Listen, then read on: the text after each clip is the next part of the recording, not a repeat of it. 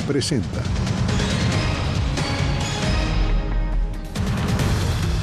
Presidente Biden se despide de la ONU pidiendo un alto al fuego en Gaza y reiterando el apoyo a Ucrania. Líderes latinoamericanos se pronuncian ante la ONU sobre el conflicto del Medio Oriente. El presidente de Colombia tildó a Benjamin Netanyahu de criminal. Israel intensifica bombardeos en el Líbano. Autoridades reportan más de 550 muertos y miles de civiles huyen hacia el norte. Y California da un paso hacia la sostenibilidad. Nueva ley prohibirá las bolsas plásticas en supermercados a partir del 2026.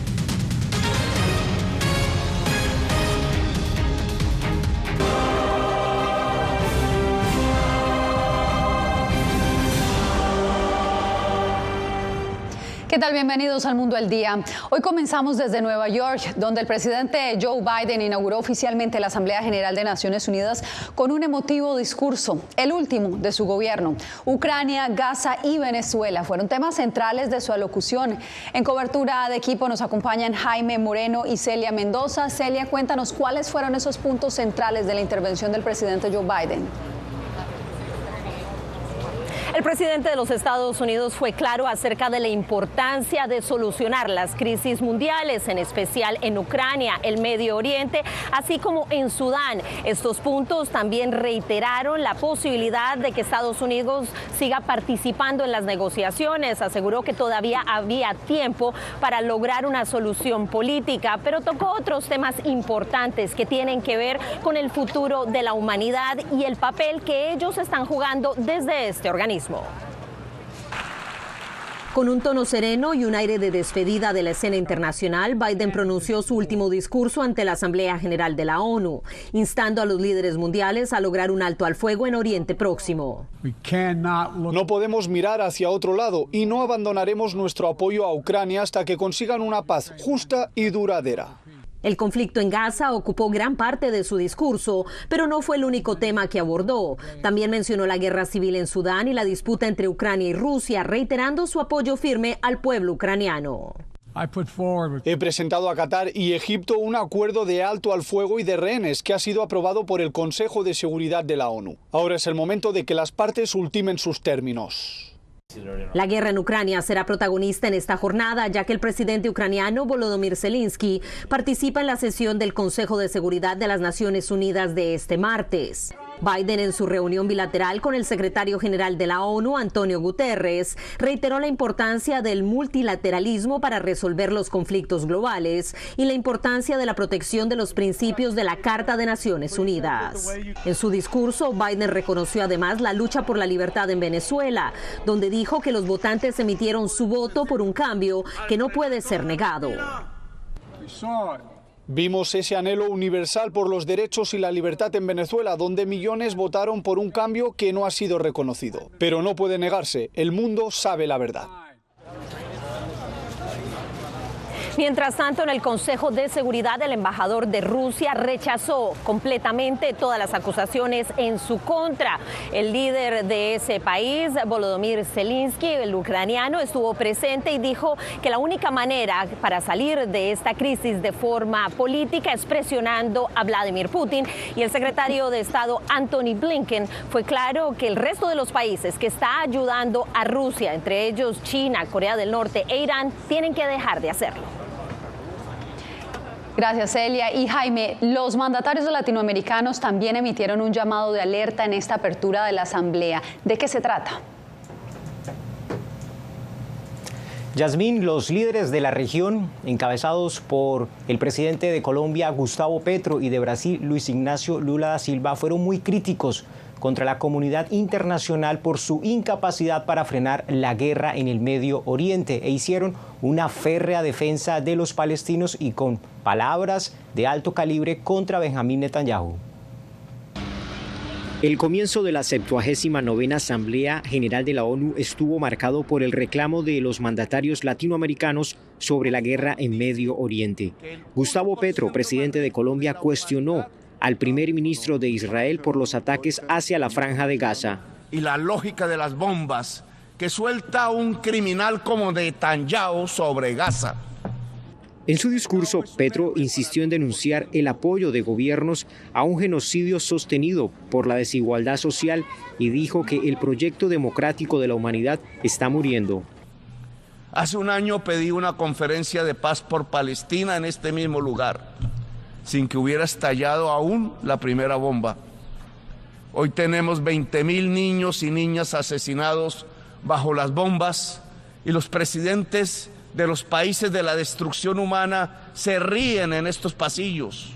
Horas antes, el presidente de Brasil, Luis Ignacio Lula da Silva, destacó que los gobiernos del mundo deben plantear transformaciones que conlleven al cese al fuego. Los conflictos en Europa y en Oriente Medio. Los conflictos en Europa y Oriente Medio, la carrera armamentista y la crisis climática han puesto de manifiesto las limitaciones de los foros multilaterales. La mayoría de los organismos carecen de la autoridad y los medios de implementación necesarios para hacer cumplir sus decisiones.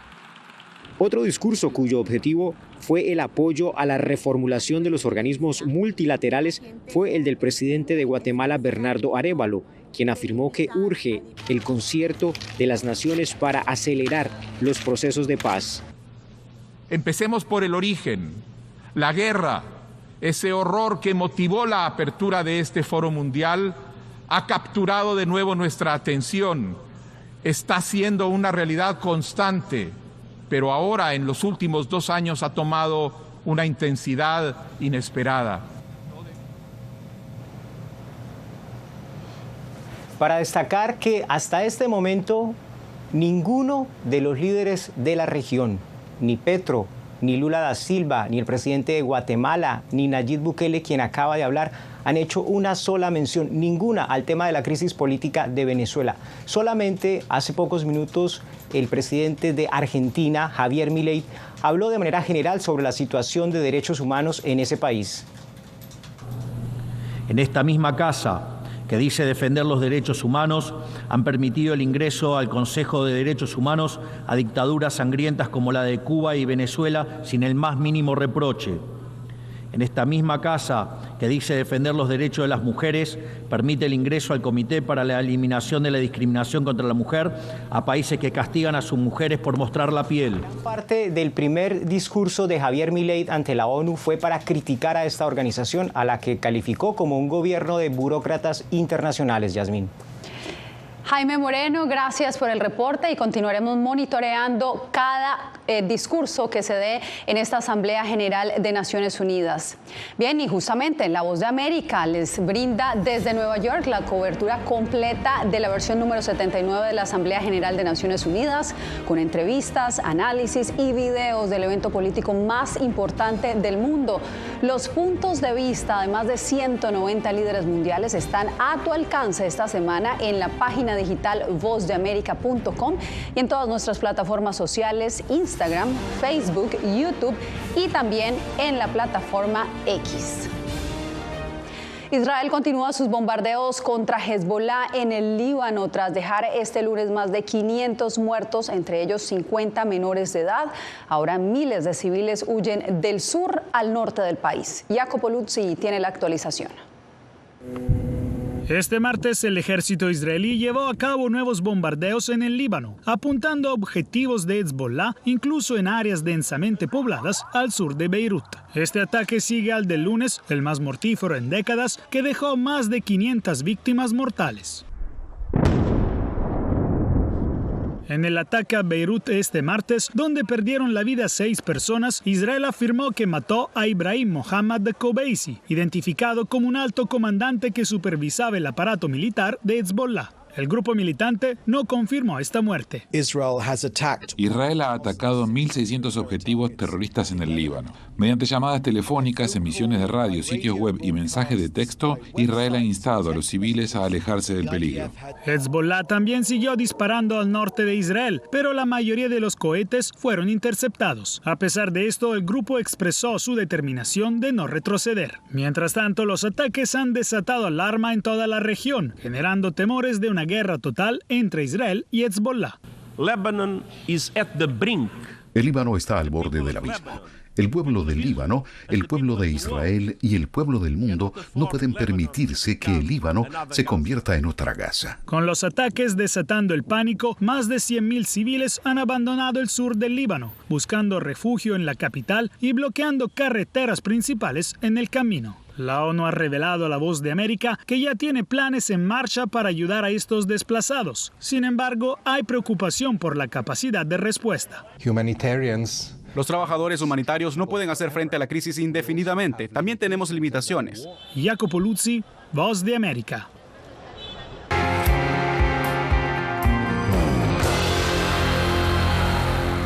En el estado mexicano de Guerrero, John dejó caos y destrucción al tocar tierra la noche de este lunes como un ciclón categoría 3, con vientos de hasta 205 kilómetros por hora y lluvias torrenciales. El ciclón dejó 2 personas muertas y causó deslaves y cortes eléctricos. Roosevelt Rasgado nos informa.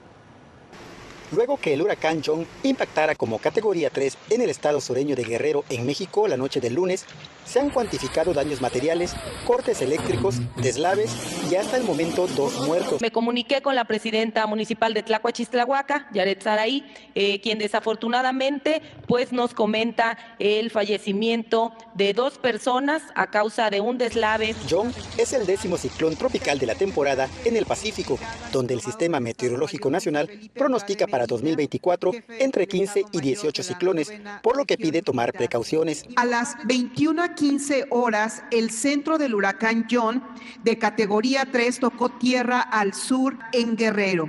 Actualmente, John es ahora una tormenta tropical.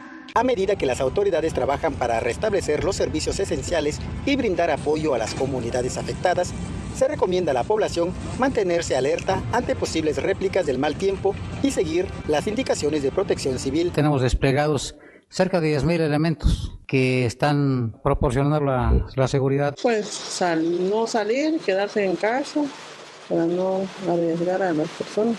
Sin embargo, la población se encuentra en incertidumbre y hay temor de que las lluvias provoquen un daño mayor, como lo sucedido el año pasado con el huracán Otis. Este mes apenas estamos a 24 de septiembre, el Otis fue el 24 de octubre. El huracán John, ahora degradado a tormenta tropical, sigue su trayectoria alejándose de las costas mexicanas, pero las lluvias intensas y los fuertes vientos podrían persistir en las próximas horas. Roosevelt Rasgado, Voz de América, Guerrero, México. En Ecuador, el gobierno adelanta nuevos racionamientos eléctricos, esta vez de más duración, en respuesta a lo que el gobierno califica como la peor sequía hidrológica en 61 años. Desde Quito, Néstor Aguilera nos presenta el informe. Tras un inicio de semana con nuevos y más prolongados racionamientos de luz, motivados por la ausencia de lluvias en los lugares donde se encuentran las centrales hidroeléctricas que abastecen el país, los ecuatorianos ponen sus esperanzas en el retorno de las lluvias.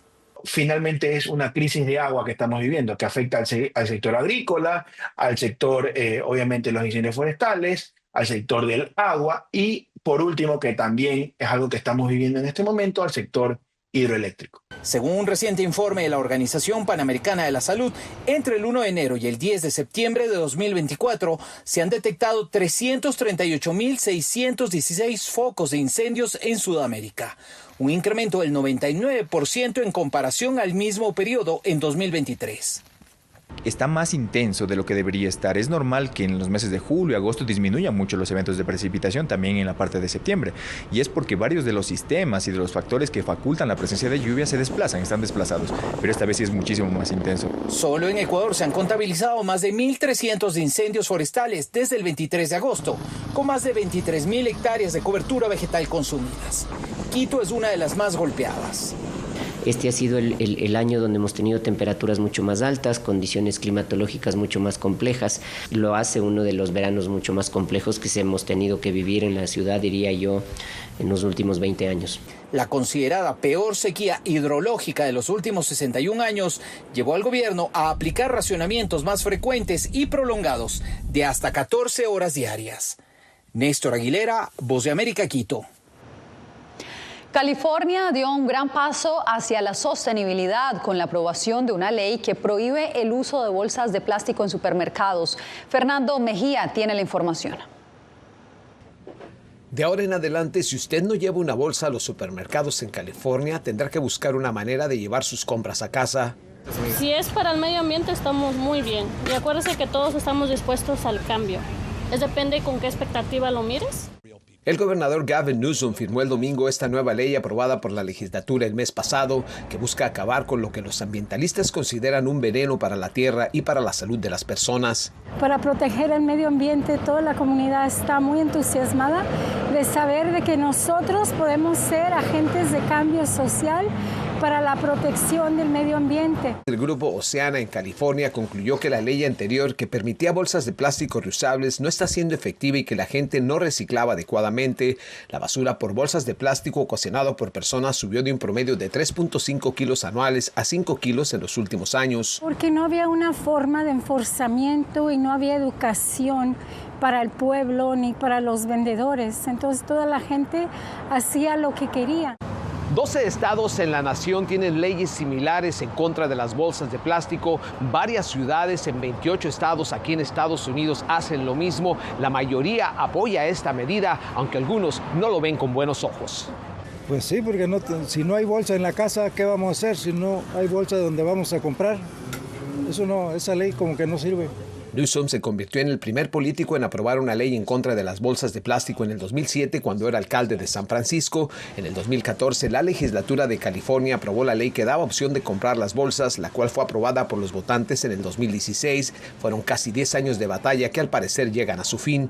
No más bolsas de plástico en los supermercados. Fernando Mejía, Voz de América, Los Ángeles, California. Usted no se mueva porque al volver, un ex asesor presidencial es el más reciente encarcelado por el gobierno de Nicaragua. Esto y más en minutos. Esta semana en Foro, ¿cómo han cambiado las remesas, las economías de la región? Cuanto peor andan las economías regionales, más grande se ponen las remesas, porque más gente emigra. Lo que vemos son dos tendencias fundamentalmente. Una continuidad del envío de dinero, pero al mismo tiempo una desaceleración. Los migrantes se han apretado los pantalones para seguir enviando. Soy Néstor Aguilera, corresponsal de La Voz de América en el Ecuador. Informar sobre la realidad de un país exige una alta dosis de responsabilidad periodística, más aún cuando las noticias evolucionan a cada instante. Aquí en La Voz de América encuentras noticias veraces, precisas y balanceadas. Valores profesionales que me motivan a trabajar día a día para informarte de manera profunda sobre los temas que más impactan tu vida diaria. Porque en La Voz de América, la prensa libre importa. Uno de los mayores centros de producción global de opio está experimentando profundos cambios a medida que los talibanes intensifican su lucha contra la industria de la droga. Helmand, la maldición de los narcóticos, una investigación exclusiva de La Voz de América que nos lleva a lo más profundo de las plantaciones de amapolas en Afganistán. Ahora en todas nuestras plataformas.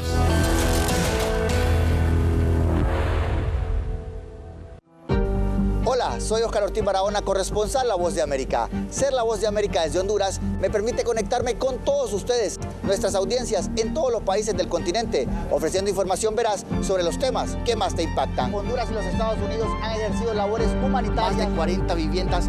Desde perspectivas humanas y con base en hechos, te informamos para que seas tú quien formes tu propia opinión, porque La Voz de América, la prensa libre, importa.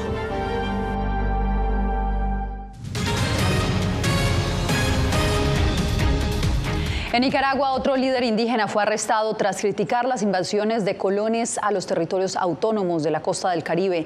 El ex asesor del presidente Daniel Ortega hoy está siendo vinculado al crimen organizado. Donaldo Hernández con los pormenores.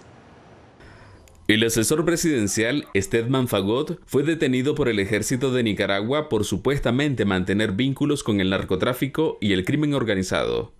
Está en prisión desde el pasado 14 de septiembre, según informó en un comunicado el ejército.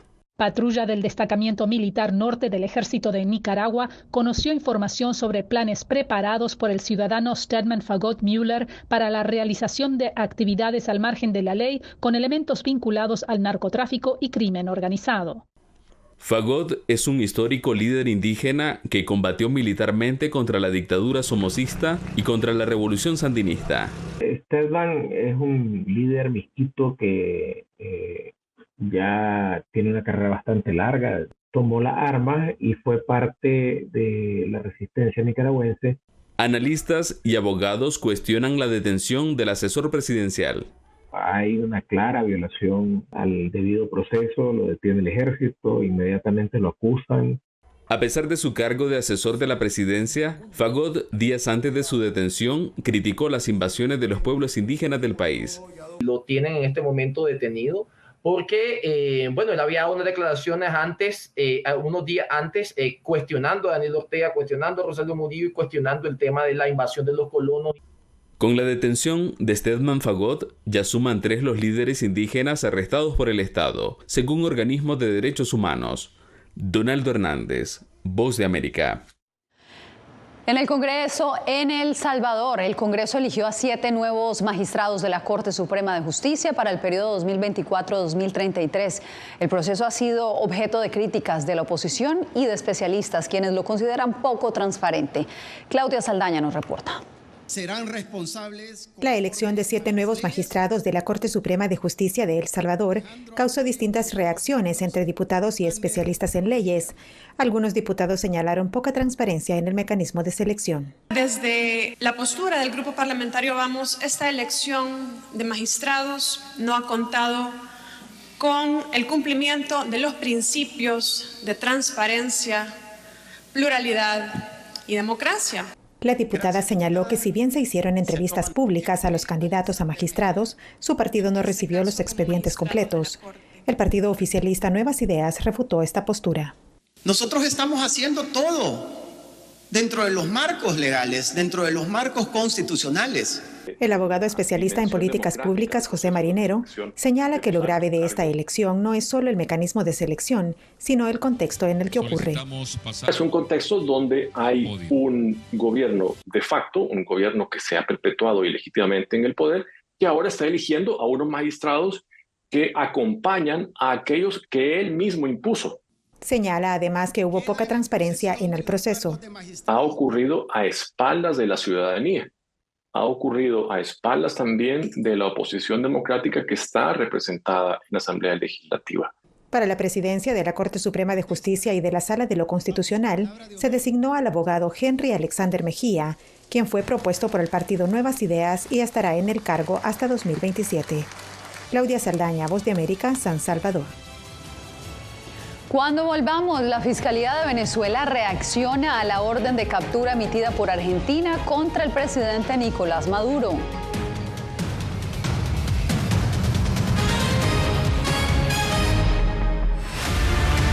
People think these mass shootings they all think it's not going to happen to them until it happens to them. Periodismo, la prensa libre importa. You know, I never thought it would happen to me. Disponible en vozdeamerica.com. Nunca pensé pasar 2 años y 7 meses en la prisión por nada más pensar diferente a las autoridades de Nicaragua. Una vez que bajamos del avión, acá en Estados Unidos, en Washington, nos damos cuenta que estamos libres porque no sabíamos si también veníamos a una cárcel, no sabíamos nada. El cuerpo como que siente el aire puro, la diferencia a estar en una prisión, ¿verdad?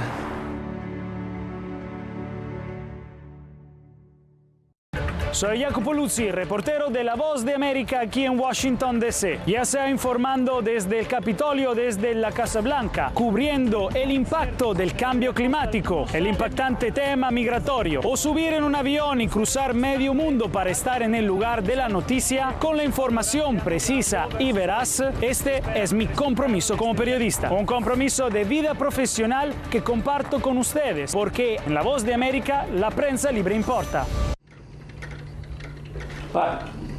¿Flamenco? Sí, flamenco, para echar unos pasos gitanos ahí. En una época en la que muchos en Estados Unidos mueren en hospitales, un hijo adulto quiere darle a su padre que transita los últimos días el regalo de una muerte en paz. ¿Lo oyes? ¿Está bien? Amor hasta la muerte, un documental de La Voz de América. Ahora, en todas nuestras plataformas. El periodismo definitivamente necesita ser libre. Periodismo, la prensa libre importa. Una producción especial de La Voz de América. La libertad se la da el Estado y la responsabilidad la asume uno. Disponible en vozdeamerica.com.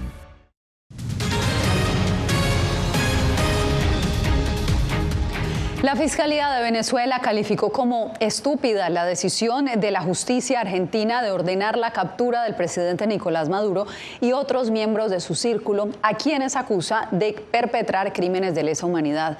Adriana Núñez Rabascal con el informe.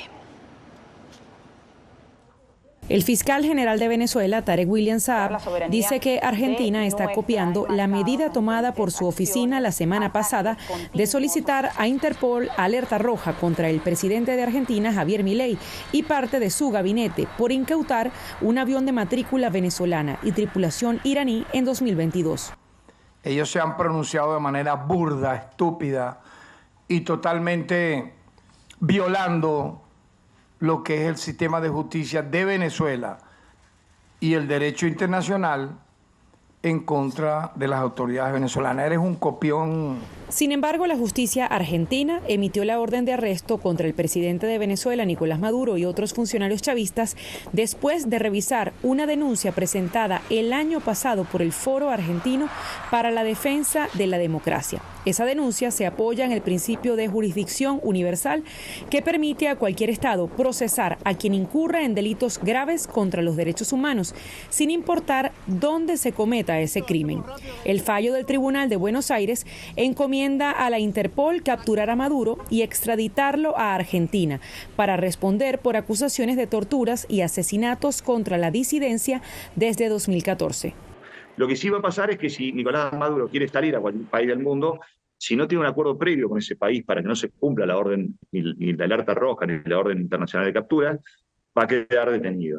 Sumado a esto, desde noviembre de 2021, Venezuela es objeto de una investigación en la Fiscalía de la Corte Penal Internacional por denuncias de violencia sexual, torturas, detenciones masivas y otros crímenes cometidos desde hace una década contra opositores.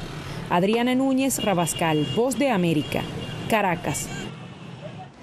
Nosotros hacemos una nueva pausa y ya regresamos en El Mundo al Día. Siento miedo de ejercer periodismo. Periodismo, la prensa libre importa, una coproducción de La Voz de América y Teleamazonas. Siento miedo de decir que soy periodista. Disponible en vozdeamerica.com. Soy Celia Mendoza, corresponsal internacional de La Voz de América. Desde que me uní a este equipo de profesionales hace más de una década, he tenido la oportunidad de descubrir un mundo de noticias que comparto con ustedes. La Voz de América habló con el director. Porque siempre estoy en el lugar de los hechos, entregando información veraz, clara y precisa, manteniendo nuestro compromiso periodístico, porque en La Voz de América, la prensa libre importa. Retroboa. Soy Salomé Ramírez. Soy Mixi Macías y te invitamos a que conversemos de los temas actuales que más te interesan. Acompáñanos en un podcast en vivo en las plataformas digitales de La Voz de América. ¿Qué me pongo mañana? ¿Te regresas para el crucero? Todo incluido. Conéctate con nosotros a través de Retroboa en las plataformas digitales de La Voz de América.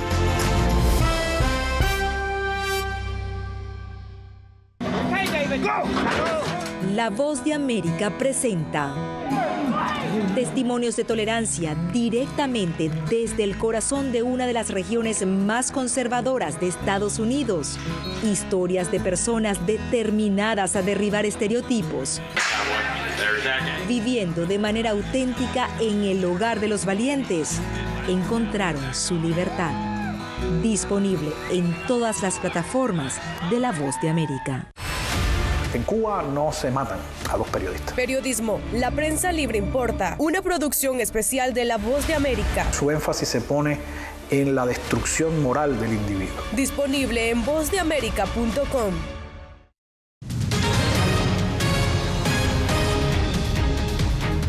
Un collar de diamantes del siglo XVIII supuestamente vinculado al escándalo del caso del collar, una estafa que agitó los cimientos de la Revolución Francesa y condujo a la caída de la reina María Antonieta, se exhibe por estos días en la casa de subastas Sotheby's. Este excepcional tesoro será subastado en Ginebra con un precio estimado de entre 1,8 y 2,8 millones de dólares. Aunque Sotheby's no confirma su conexión histórica, el director del departamento de la joyería aseguró que se trata de una pieza muy importante. Con esto me despido por hoy.